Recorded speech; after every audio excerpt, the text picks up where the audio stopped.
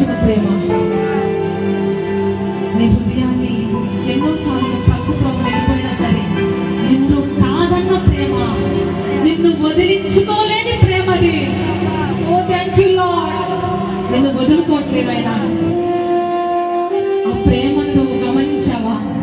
నిజంగా యేసయ్య ప్రేమలో ఉన్నవారు ఆయన స్తుతించుకుని ఉండలేదు, ఆయన నామమును ఘనపరుచుకుని ఉండలేదు.